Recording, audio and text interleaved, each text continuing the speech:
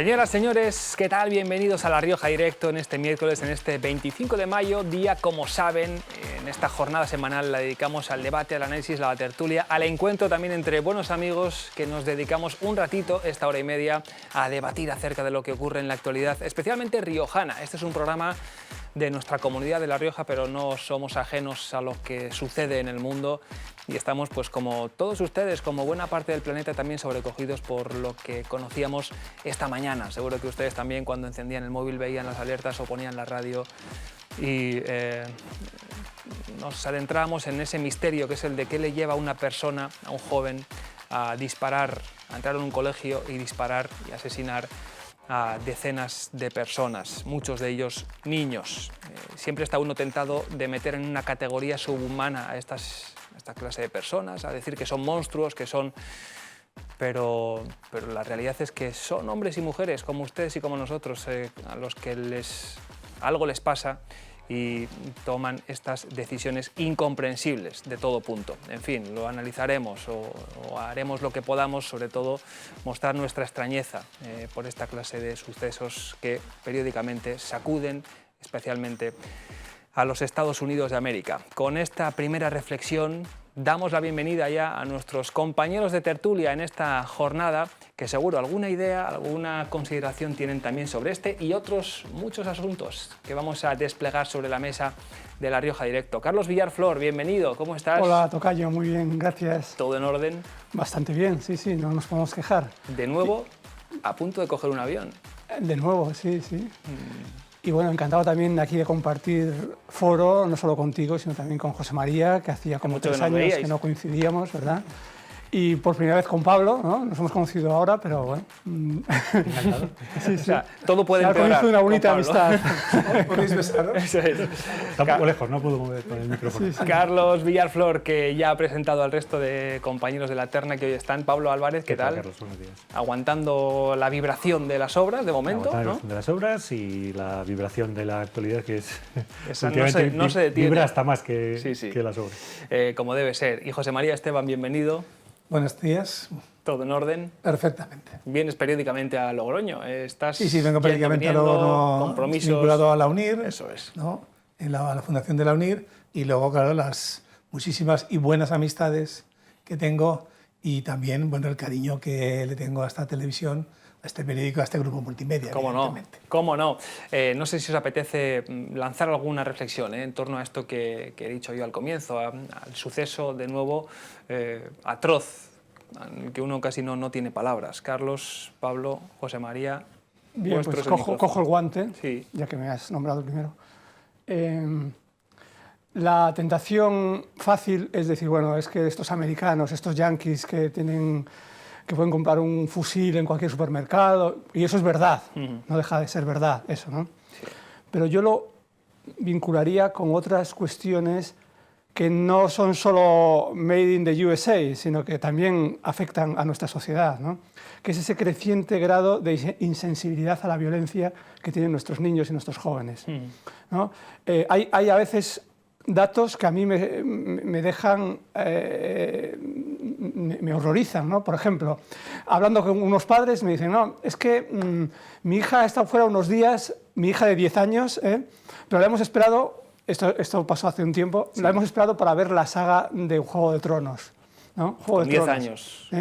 Con 10 años. Pero es que eso no es un ejemplo aislado, es que hay muchos niños, jovencitos, que ven series tan violentas, tan atroces, tan crueles como Juego de Tronos, que bueno, yo la he visto, me la he tragado entera y me parece interesante desde algún punto de vista, pero obviamente no es algo para que vean los jóvenes, es que podría contar algún ejemplo, pero bueno, igual me voy a alargar mucho, ¿no? O el Juego del Calamar, salía en su momento, cuando tuvo ese boom el Juego del Calamar, salía una entrevista, leí una entrevista de una profesora de una clase de niños de 9 años que decían que su serie favorita era el Juego del Calamar, ¿no? Una serie en la que ya el primer episodio ya matan a 100 y pico personas directamente, ¿no? Entonces, todo eso vinculado con otras cuestiones que nos preocupan en la sociedad, que es la inestabilidad psíquica y emocional de la población, pero también en concreto de los jóvenes, ¿no? Sí. Claro, juntamos todo este cóctel, un chico que puede tener problemas psíquicos o de inestabilidad, que ve una violencia continuada que lo llega a asumir como algo normal, ¿no? Como que el mundo exterior que veo al otro lado de la pantalla es algo normal. Luego, eso puede pasar cualquier cosa a partir de ahí, ¿no? Puede ser eso, una cosa tan atroz y tan espeluznante como la que hemos conocido hoy, o puede ser simplemente un descenso de la sensibilidad ante el sufrimiento ajeno, que eso igual no es tan aparatoso, pero es algo que igual se puede extender más, ¿no? Yo a veces he visto en la calle personas que necesitaban ayuda y que igual había jóvenes haciéndoles fotos o grabando en Instagram o tal, ¿no? Eso es lo que me preocupa realmente, ¿no? Estas cosas preocupan muchísimo, ¿no? Pero quizá no hay que perder de vista la tendencia general. Esa esfera cultural en la que nos estamos moviendo. Pablo, no sé si quieres compartir también algún pensamiento. No, yo estoy muy de acuerdo con Carlos en una cosa que es muy dolorosa. Esto por ahora no nos pasa aquí por una cuestión de accesibilidad de los medios de asesinato masivo, ¿no? Leía yo que este chico cumplió 18 años hace unos días, no sé si fue el 10 o el 11, el día 15 se compró un fusil automático y el día 17 otro. Estamos hablando de fusiles automáticos de los de guerra, básicamente, claro, sí. Junto con 700 balas y con munición. Pero eso, como dice Carlos, es un poco la primera reflexión. Lo que es más preocupante es que en Estados Unidos, como sí que pasa aquí, es mucho más fácil acudir a según qué medios que a una atención psiquiátrica o a una atención de salud mental. En España no se ve en cuanto a los asesinatos masivos porque no tenemos los medios, gracias a Dios, pero se ve en otras cosas. ¿En qué sale? Pues por ejemplo en la tasa de suicidios, que es una cuestión que no solo no va para abajo, sino que sube, y que sube mucho en adultos jóvenes, no solo hombres, aunque la mayoría de ellos estadísticamente lo son, y que sale por algún lado. Tenemos un problema de salud mental. Yo no estoy muy seguro de hasta qué punto esto de las series y los videojuegos influye, porque ya llevamos muchos años con esto, y bueno, yo creo que los jóvenes, la mayoría, saben diferenciar realidad de ficción. Claro, la mayoría, de una manera, eso es.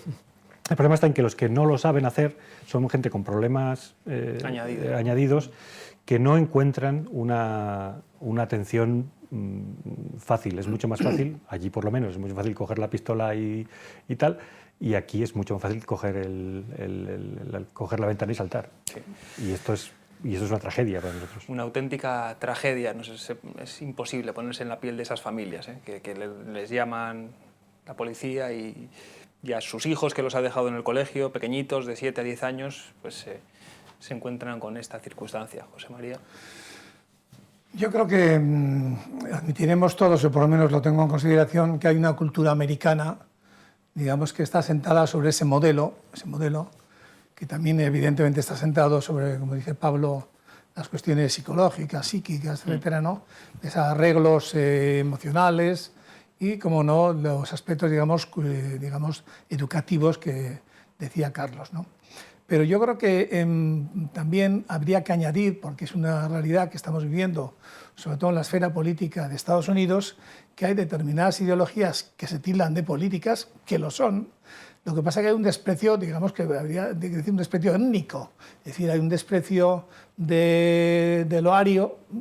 La verdad es que los auténticos americanos no son arios, son los indios a los que los fulminaron, ¿no? Pero ya nos enseñaron en las películas que los indios eran los malos y era lícito que los vaqueros mataran a los malos, que eran los indios, ¿no?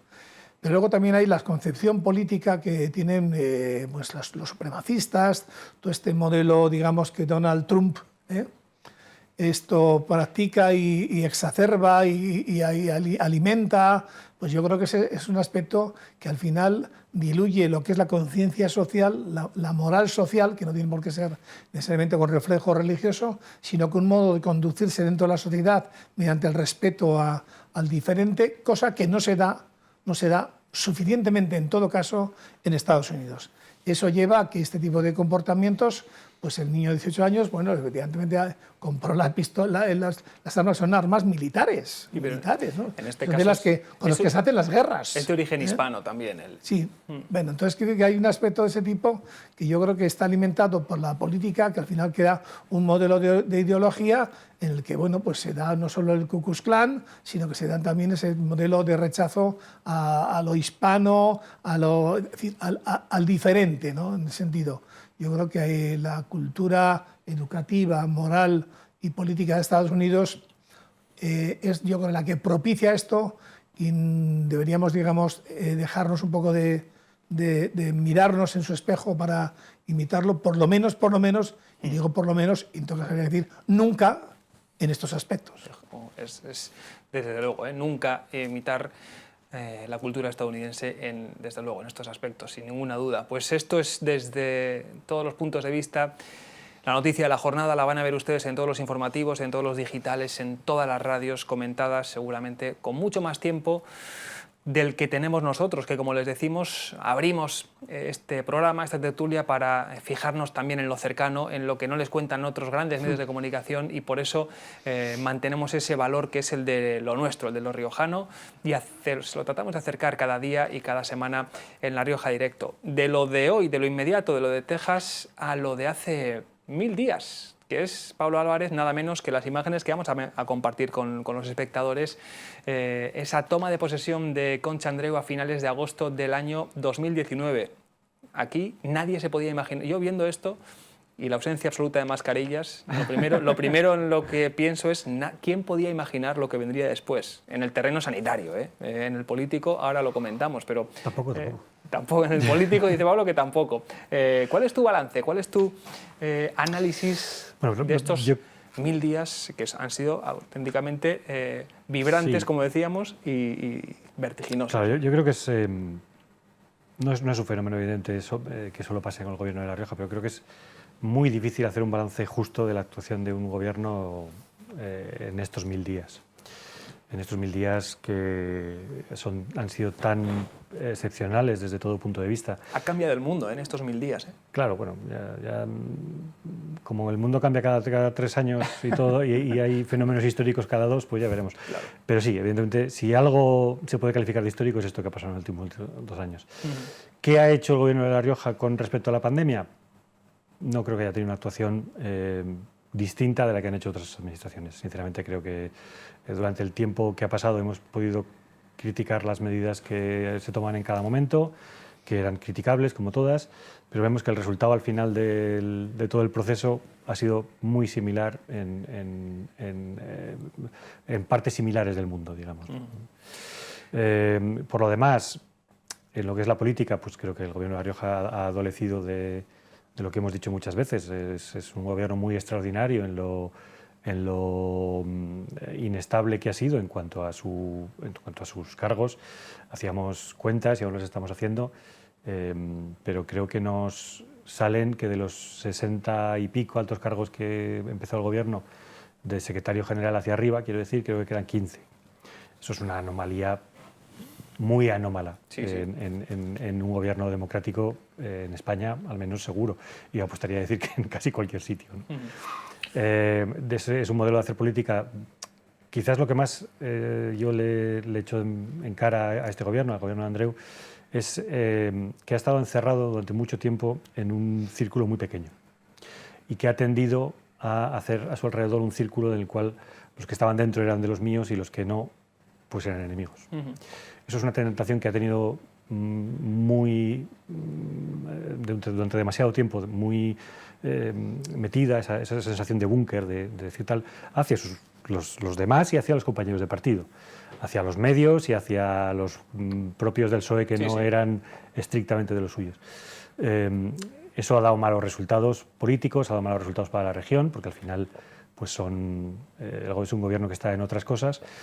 Y ahora, de hecho, yo diría que si pudiéramos hablar de los 1000 días, más que hablar de los 1000 días, habría que hablar de los últimos 200, porque han sido realmente cuando han dejado de descabezar gente, que ya está bien, y se acabó la pandemia. Es decir, el gobierno normal de La Rioja ha empezado ahora, hace como cosa de un año, menos de un año. Y por ahora pues no hay mucho más de lo que opinar, porque es que creo que vuelvo a lo que decía antes, creo que es injusto decir ¿qué tal lo ha hecho el Gobierno de La Rioja en los últimos 1000 días? Es que es muy difícil. Muy difícil. Estamos viendo el titular que comparten los compañeros de realización, porque hoy hay un acto, se lo vamos a contar después en los informativos, en el que el Gobierno riojano está celebrando, conmemorando esa cifra, esos 1000 días, y lo leen ustedes ahí. Concha Andreu defiende el cambio real y profundo experimentado por La Rioja en su balance de los 1000 días de Gobierno. José María. El Gobierno nació efectivamente hace 1000 días, que bueno, las cifras redondas siempre tendemos a celebrarlas, y 1000 está muy bien, evidentemente. Como bien sabes, a la prensa le vienen muy bien estas efemérides, estas cifras, ¿verdad? Sí, lo que pasa es que yo para mí tengo que la celebración de un gobierno es si vuelve a ganar las elecciones. Eso es.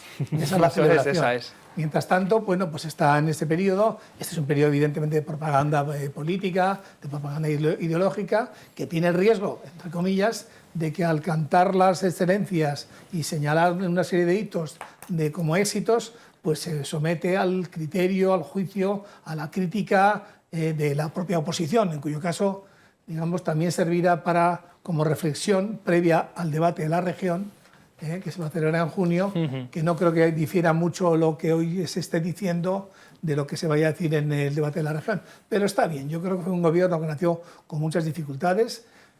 Nacer un gobierno socialista después de 24 años de mayorías absolutas del PP es muy difícil, es muy difícil.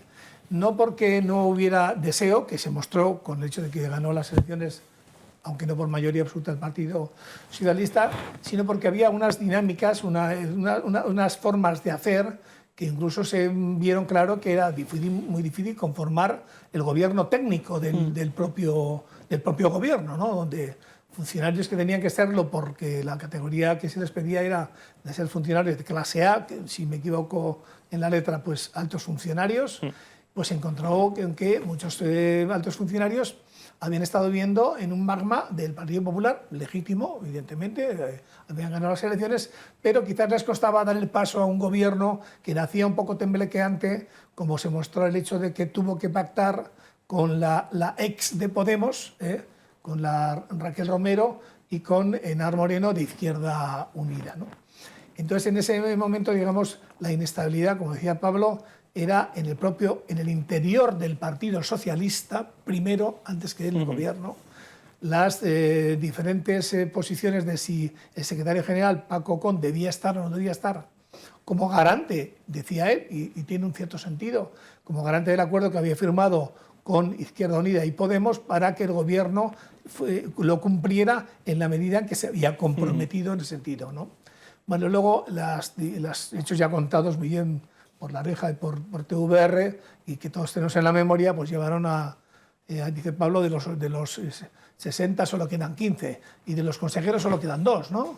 Ita y Celso. En supuesto sí, aunque hay un consejero que lo ascendieron a director general. Sí, eso sí. Pero de los consejeros solo quedan Celso González y Eva Ita, ¿no? El resto ha salido por distintas causas, ha salido.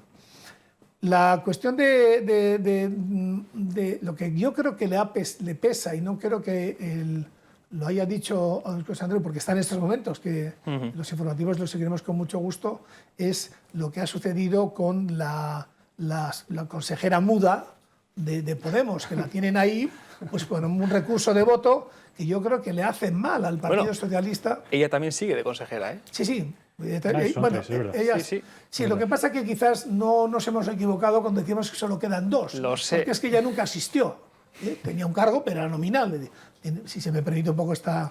Aunque no hay que olvidar nunca que las decisiones del Consejo de Gobierno son colegiadas, ¿eh? Sí, bueno. O sea, sí, pero todo es uno. Yo me quito a pensar que no estoy haciendo ninguna mordaz ironía, porque yo no sé si hay grabaciones si habría oído alguna vez la voz de Raquel Romero. Cosa diferente a la de Enar Moreno, que sí que ha marcado bastante del ritmo sin del partido. Ser parte del gobierno. Sin ser parte pero sí parte del acuerdo, ¿no? Eso es. Bueno, yo creo que como todo tendrá luces y sombras, pero insisto, el día de gloria será si el PSOE vuelve a ganar las elecciones dentro de un año. Eso es. Es el 28 de mayo es domingo. Supongo que por ahí elegirán domingo en lugar del 25 que fue hace 4 años, ¿no? Por ahí andarán. Vamos con más opiniones, la de Carlos Villarflor, pero antes, para refrescar y recordar también lo que dijo Concha Andreu en esa jornada, en ese final de agosto de 2019,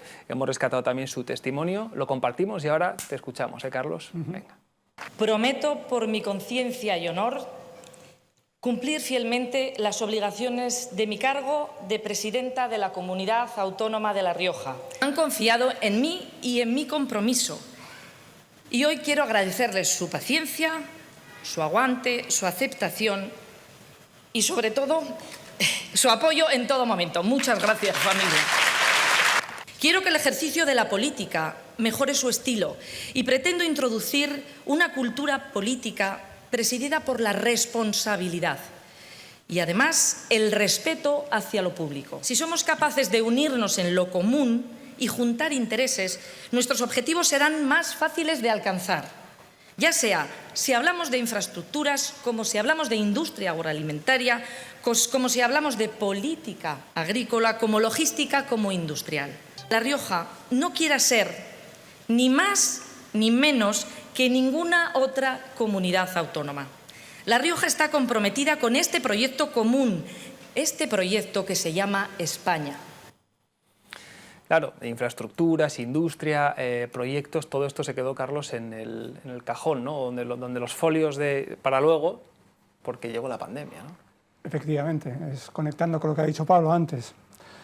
Bueno, yo mi breve intervención, porque tampoco tengo tanto que decir después de oír a mis compañeros, empezaría relativizando un poco la importancia de las efemérides, ¿no? Porque a veces nos pasamos la vida entre que celebramos el comienzo, pero luego, que nos viene muy bien para, por luego ejemplo, el primer año o los 100 días, creo que sí, los 100 días, ¿no? sí. Luego el primer año, luego el segundo año, hace poco fue el segundo año, ¿no? Sí. Y ahora ya los 1000 días, ¿no? Bueno, realmente cuando nos queramos descuidar ya, pues efectivamente hay que empezar a votar otra vez, ¿no? Bueno, yo...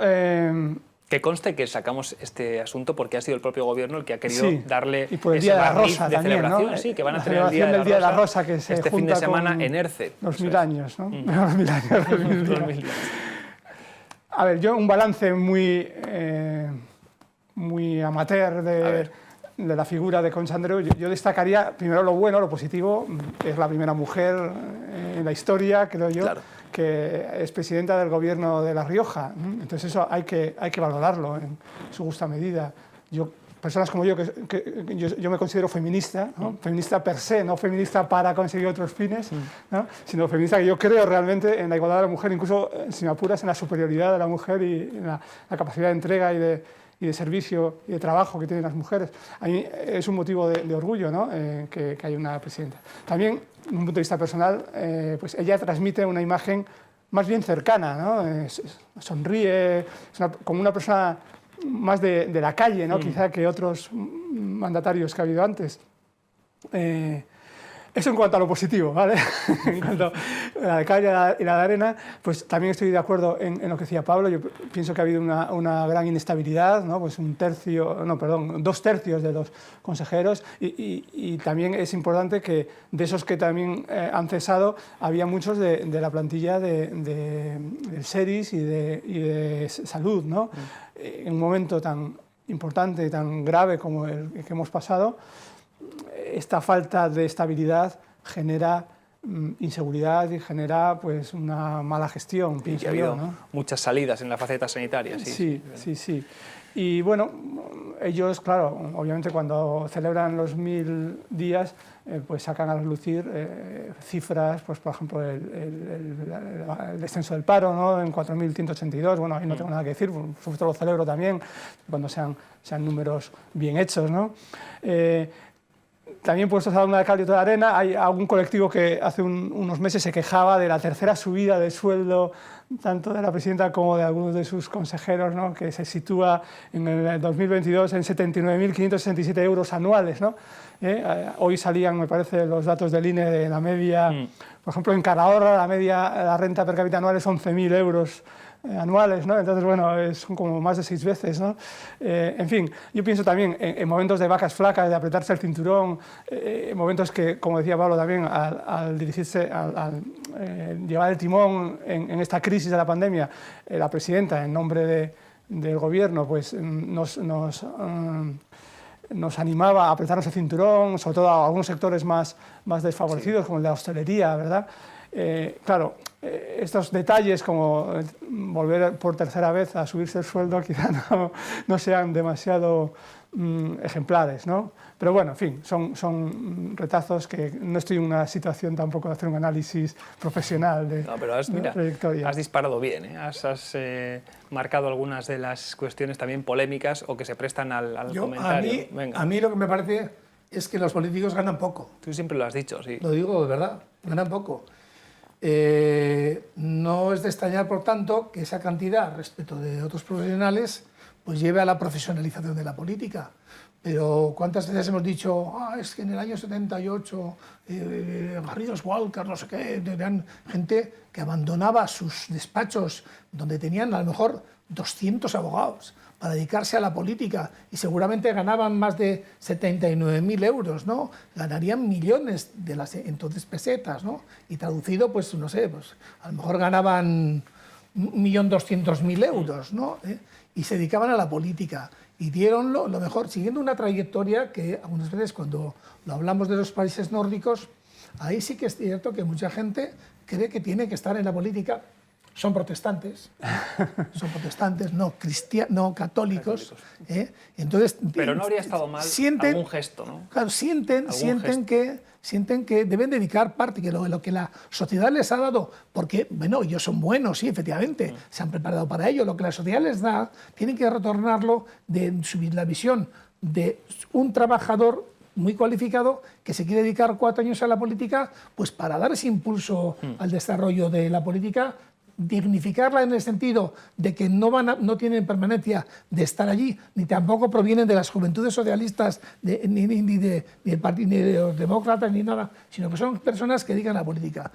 Que el presidente del gobierno gane 70 y tantos mil euros, bueno, nuestra admirada Merkel, aunque ahora, bueno, empiezan a salir algunas cositas que no hizo del todo bien, ganábamos de 300.000 euros. Es admirada ahora, que se nos olvida cuando aquello de los hombres de negro y demás, que Merkel era la encarnación del mal para muchos españoles. Pero es que Draghi, ¿cuánto gana? 1.200.000 euros. Entonces, y nuestro presidente de gobierno, nuestra presidenta gana 79.000 euros. Vale bien, vale lo de Calahorra. Pero así no vamos a conseguir que los más, no digo los mejores, porque tendrán que demostrar que son los mejores, sino que los más preparados pues, acudan a la política. Independientemente de que la democracia dentro de los partidos es una democracia de arribismo, de dejarse querer, de que hay poca transparencia, digamos, en la calidad y más en la pleitesía o en el agradecimiento a quien te ha colocado de concejal o de lo que fuera, con el deseo de prorrogar. Claro. Yo, en este foro alguna vez he comentado que quizá para la política había que pasar una oposición, igual que para la judicatura o para la medicina. O sea, quiere decir que eso es aristocracia. Entonces, la aristocracia era de Grecia. La judicatura también es aristocracia. Pero luego ya se elige sobre personas que tengan ese título de haber pasado una oposición, porque, a ver, si por ejemplo, profesiones que nos parecen muy importantes, como la medicina o como la judicatura, tienen que pasar oposiciones duras, el cargo de gobernante de un país o de una comunidad autónoma es todavía mucho más importante, más responsable, ¿no? Porque te juegas muchísimo más. ¿Y por qué puede ser cualquier persona, ¿no? Con una formación indefinida puede llegar a eso? Sí. Pues bueno, tampoco sería tan descabellado. Ahora bien, no creo que sea factible, ¿no? Hablamos de un voto independiente. ¿Por qué? Porque tiene un derecho por ser persona y ser ciudadano, no por ser licenciado, sino por persona y por ser ciudadano. Por lo tanto, cualquier ciudadano puede ser elegido si evidentemente concita el sentir generalizado de la población para elegir. Lo otro es ¿gobiernan los mejores o gobiernan los...? No lo sé. En principio no está tan mala idea que gobiernen los mejores, rompe el principio de la democracia. Sí, un hombre, un voto. Terminamos ya este bloque, Pablo, que estás disfrutando del debate. Es un buen debate el del dinero de los políticos y siempre ha sido bueno. no se agota, ¿eh? No tiene, porque no tiene solución. Es un debate en el que se puede argumentar las dos posturas de una manera igualmente razonable, lo cual siempre lo convierte en un buen debate. Yo, por volver un poco al análisis de lo que ha hecho y no ha hecho este gobierno, hay cosas que están bien hechas y no hay ningún problema. Hay algunas cuestiones en las que si a uno lo eligen para que haga unas cosas, está bien que las haga, aunque uno no esté de acuerdo. Quiero decir, si tú eliges a un gobierno de izquierdas para que haga, para que recupere servicios públicos, está bien que lo recupere. Y eso hay que decir que está bien. Sí, es decir, al gobierno se le eligió, los riojanos le eligieron con un programa en el cual venían una serie de reinternalizaciones, que es una palabra muy fea, con perdón, que son muy complicadas de hacer, ojo. El Hospital de Calahorra, transporte sanitario. Transporte sanitario, que es un marrón tremendo y por eso muchos se lo quitaban. La internalización de ciertos servicios médicos. Uno puede estar de acuerdo o no, pero los riojanos le han elegido para eso.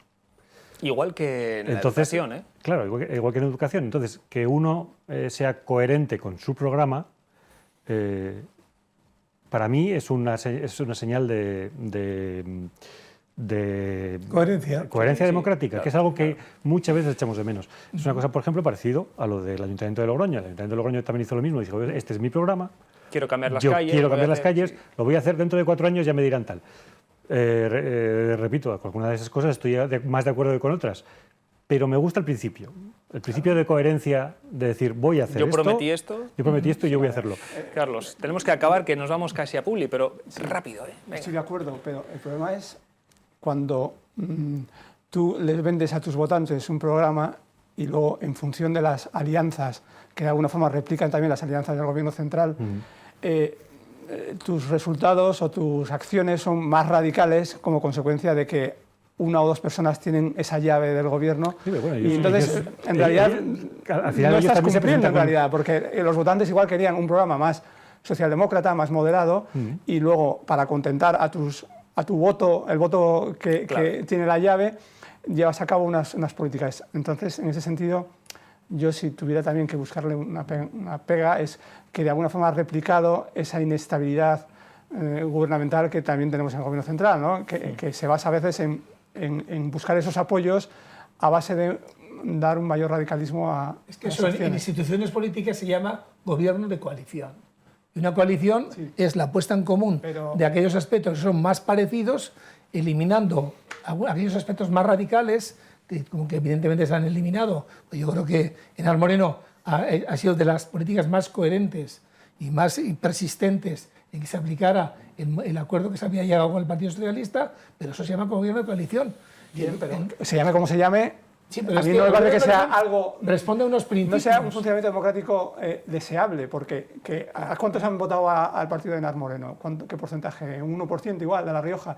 Que sea Enar Moreno la que lleve la batuta en algunas cosas, eso no es democrático. ¿Cómo que no es democrático? Sí, a ver, entra en el engranaje... Es legal entrar en el engranaje de la democracia que nos hemos construido. Pero si tú concibes la democracia como el gobierno de la mayoría, ¿realmente la mayoría de La Rioja quiere las políticas de Enar Moreno? Yo diría que no. Vamos. Son decisiones absolutamente legítimas. Bueno, sí, legítimo sí. Pues, si claro, es legítimo, sí, pero cuestionable, ¿no? Bueno, cuestionable para eso estamos aquí. Cuestionable porque no. La democracia española todavía le queda mucho camino para mejorar, creo yo. La democracia es un camino inacabado, en el que, como nos despistemos, terminamos con ella o terminan con ella. Claro, tenemos que terminar con este bloque, con este ratito que hemos compartido. Viva la publicidad. Vamos allá con la publicidad, con los anuncios, con las empresas que confían también en esta casa. A la vuelta regresamos con más cuestiones. Por ejemplo, ¿qué sucede en La Rioja? Bueno, como pasa en buena parte de los territorios de Occidente, con la natalidad. Se nos vacían los pueblos, las calles, las ciudades. La Rioja vacía, la natalidad que sigue cuesta abajo. Ahora lo abordamos.